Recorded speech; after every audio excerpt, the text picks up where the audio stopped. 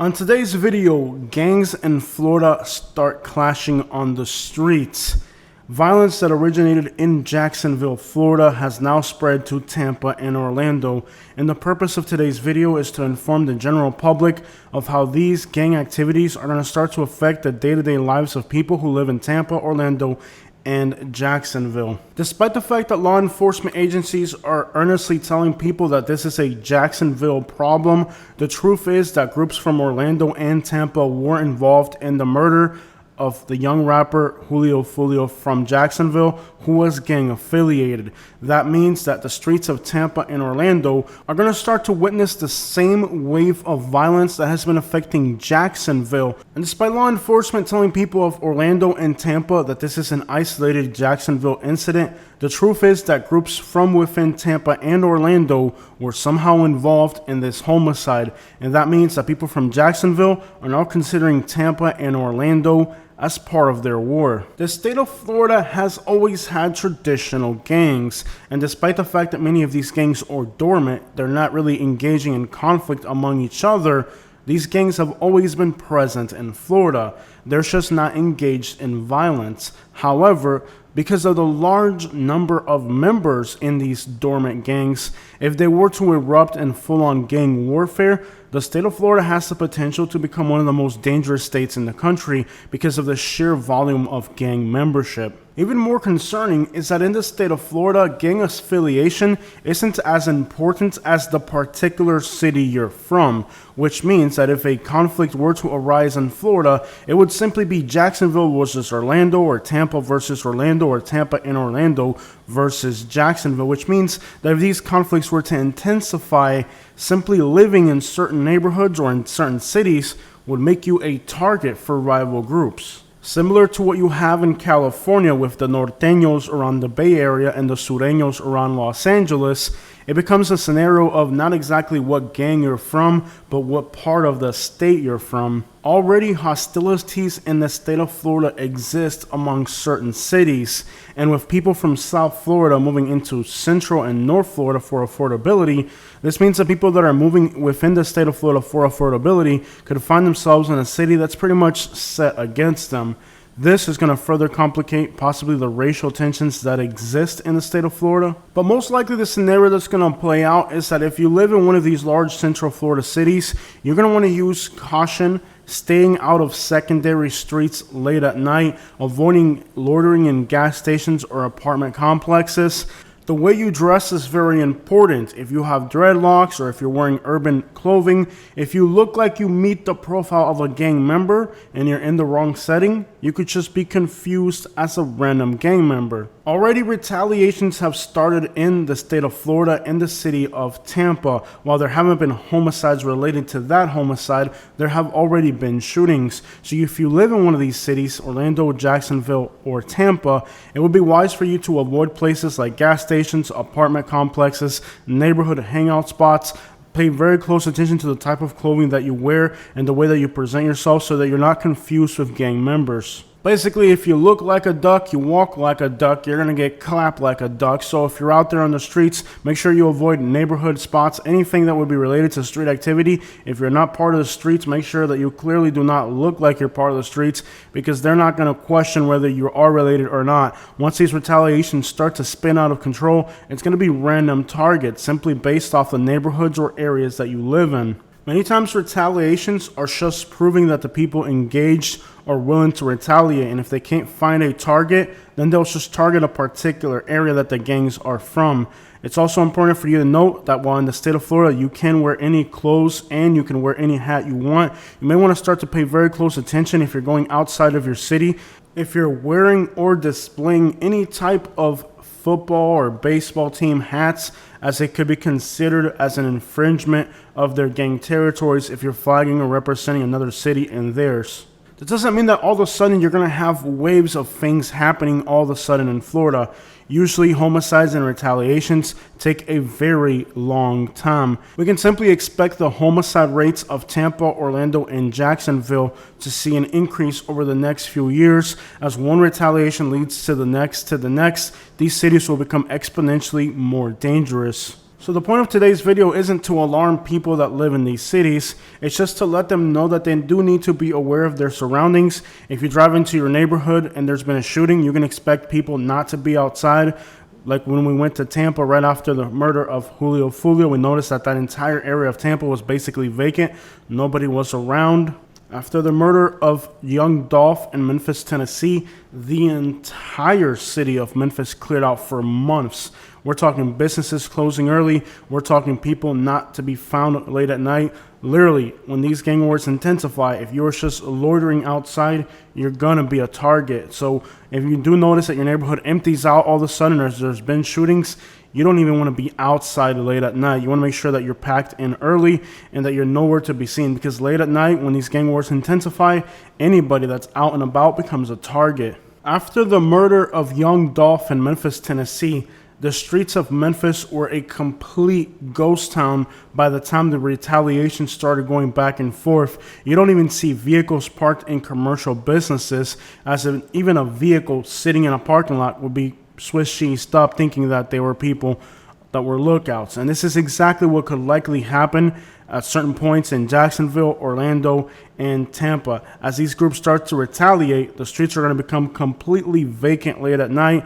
As anybody seen late at night in certain neighborhoods, it's just going to be assumed like they are involved in gang activities or they're from that neighborhood, so they make a good target. So it's important for you to pay attention to what's going on in your neighborhood. If you drive into your neighborhood and you notice that all of a sudden literally nobody is out and about, probably chances are that there's gang retaliation going on and you need to pack it up and stay home. While cities like Memphis, Montgomery, Jackson, Mississippi are used to these accordions of population shrinking when there's an aftermath of an event, it's starting to happen already in Tampa. Recently, while we were in Tampa, we were covering the aftermath of a shooting that happened in the downtown area. The city streets of Tampa were completely vacant as people were afraid to go out in the aftermath of a shooting. Now, many people on that video said that it was AI generated and that there's a lot of people out and about in Tampa, but on this particular day, the streets of Tampa were completely empty because of a shooting. The city of Tampa is already at war. We know that in Ybor City there was a shooting.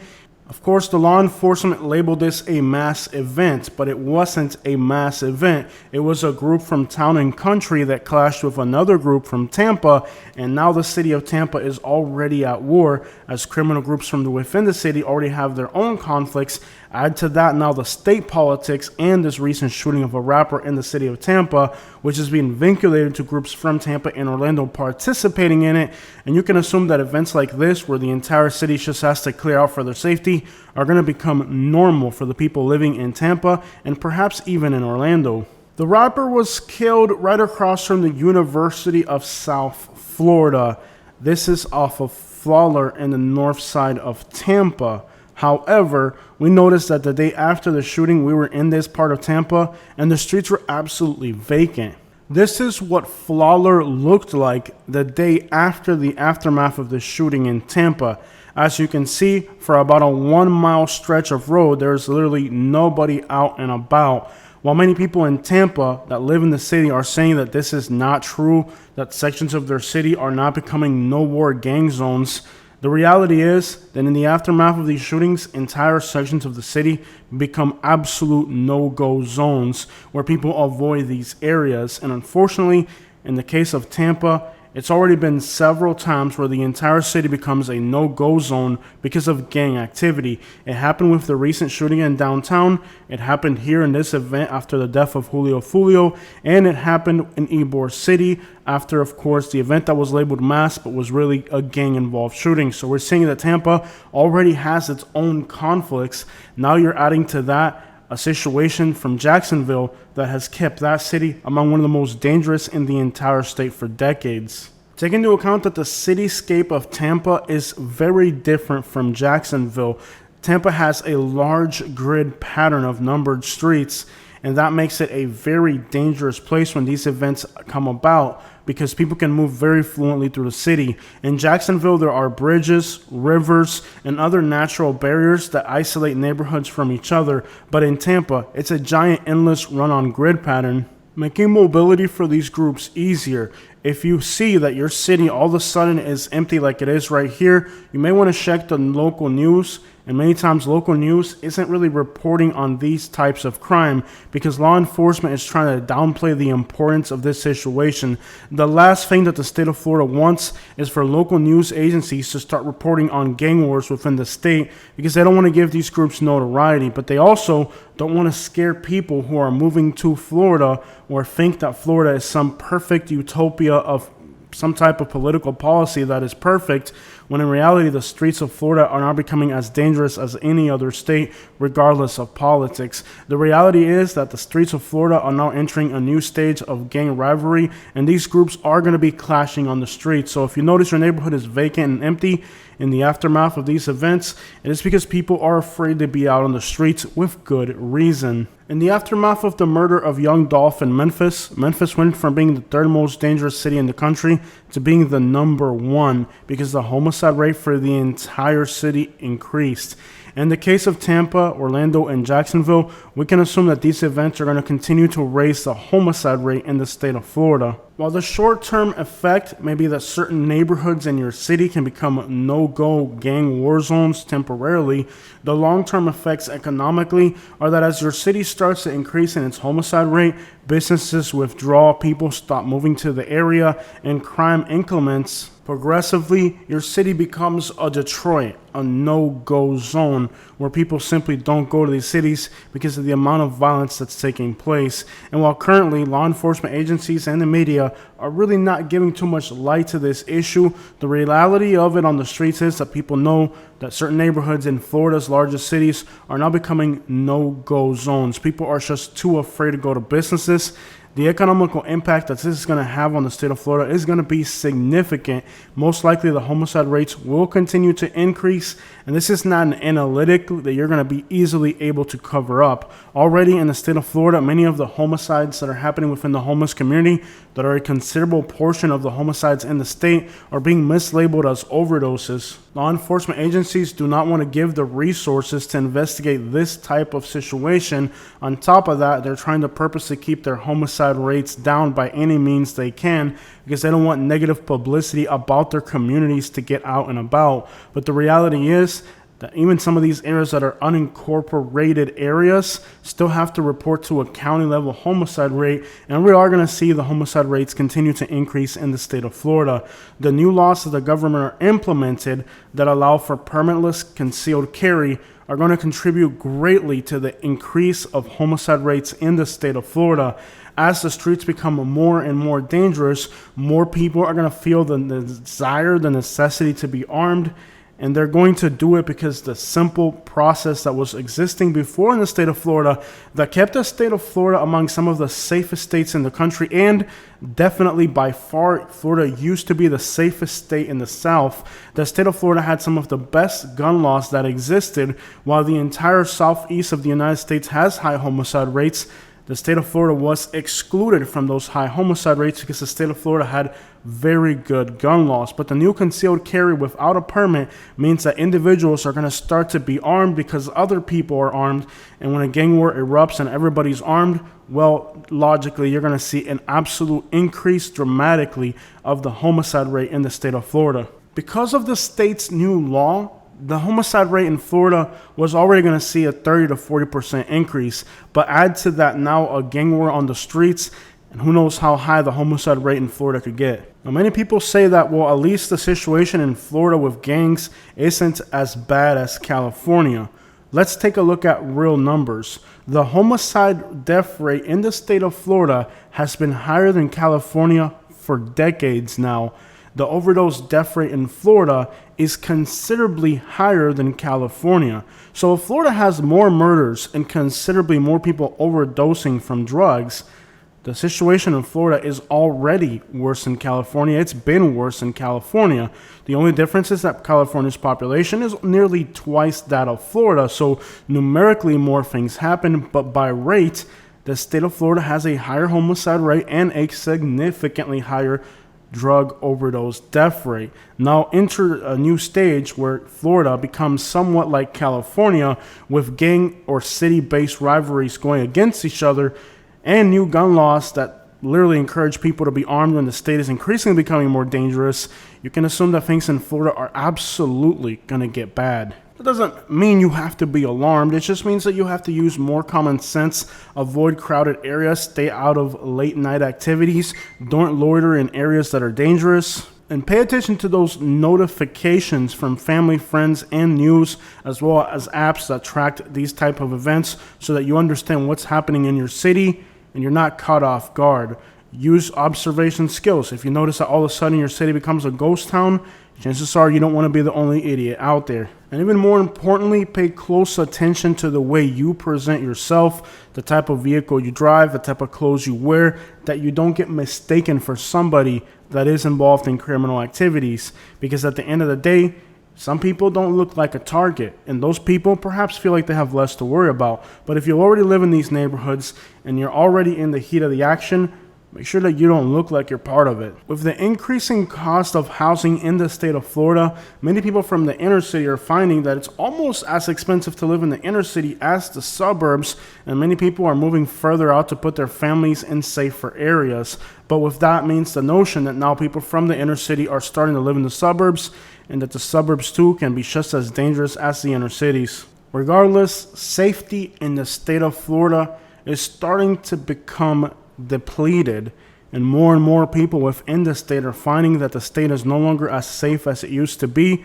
And in particular, for those people living in inner cities, they're finding that their communities are becoming no-go zones due to, well, criminal activity. And law enforcement seems more concerned in their reputation than they are in actually doing anything about the situation.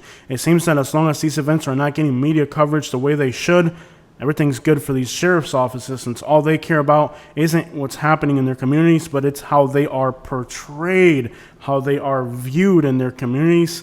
And many times the information that they give out is very misleading. After all, they're more concerned about their reputation and the way they appear in front of other people, how they're perceived by the people in their community, not exactly by the work they're doing. The state of Florida's future isn't looking too bright right now.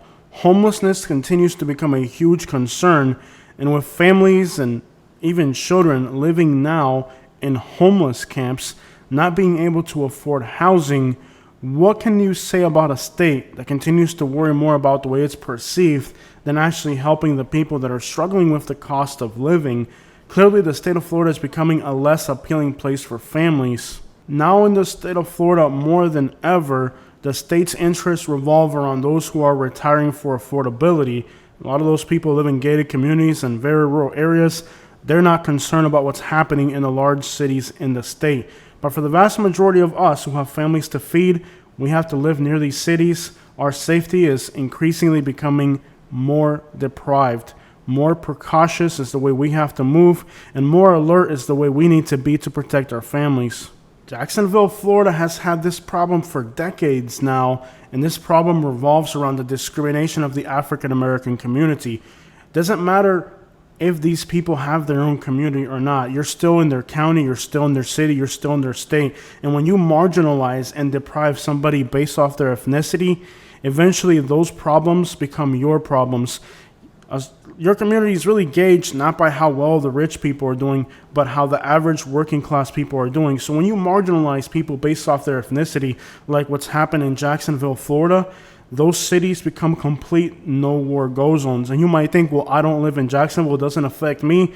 Well, you're going to realize now that having people in Jacksonville have those problems is now going to make your life in Tampa and Orlando miserable as well. See, your community's welfare and health isn't measured by how the rich people are doing. It's measured how the people at the bottom are doing. And when the people at the bottom are being ignored and marginalized for so long, you're breeding the crime and murders of the future. This is really endemically a problem stemming from the fact that the state of Florida has been ignoring these communities for so long, and now the problems of Jacksonville with its deep South-rooted hate is starting to spill over into other cities in Florida. And life in South Florida may soon be like life in North Florida, where your neighborhood, your race, sadly, Central and South Florida are becoming more like North Florida. That means that violence and lawlessness is going to increase for everybody. And of course, the epicenter of Florida's drug epidemic is North Central Florida. South Florida has had lower drug overdose death rates and lower homicide death rates. But now that violence from North Central Florida is spreading into South Florida, and South Florida is becoming more like the rest of the state. The analytics of this part of Florida are among the worst for drug addiction in the entire country, on par with places like West Virginia and Eastern Kentucky. And the homicide death rates in some of these counties in North Central Florida are on par with the worst in the country, the Deep South. Basically, Florida is en route to becoming just like the rest of the South, violent, gang-infested, where your safety is always in peril and your race is going to be ever more present. Your status, what neighborhood you live in, may also become more of a distinguishing factor for people, with heavier marginalization of those people who can't afford to live in the better areas. This is what South Florida and Central Florida are becoming. Things are going from bad to worse. Unfortunately, I knew this was coming for the state of Florida. I've talked about this a lot, where South Florida is increasingly becoming like North Florida, where more people are armed, more overdose death rates, more gang activity, unfortunately. All this, the plague of that region of Florida, has worked its way into South Florida, and well, we're seeing the results already. And a huge wave of people that moved recently from Connecticut and New York have already returned back to their states, noting that violence was significantly higher in Florida. They were constantly concerned for their safety, and even more, that they can never find jobs in Florida that made as much money as they did in Connecticut or New York. Many people moving from California are noting that despite the fact you're taxed heavier in California, you make so much more money that at the end of the day, your income after taxes versus your cost of living is actually better in California than in Florida. After all, the state of Florida was a lie. People were told that this was the place to move to, that things were great here. But people moving from California, New York, Connecticut are slowly starting to return back to those states, despite the fact that they're being taxed at a heavier rate. They have better education systems for their children. They have better safety. Analytically, this isn't an opinion. On top of that, incomes in Florida are abysmal, but the cost of housing in Florida is not on par with places like New York and California, but the South incomes have never changed. Things in Florida are definitely not looking great. And the looming threat of clashing groups on the streets, just like I predicted when the start of this law came about, we're going to start to see an increase in the homicide rate in the state of Florida. This is my home state. This is where I live. I don't want these things to happen here. I want to live in the safest and best place I can, but this is the reality of where we are right now in Florida.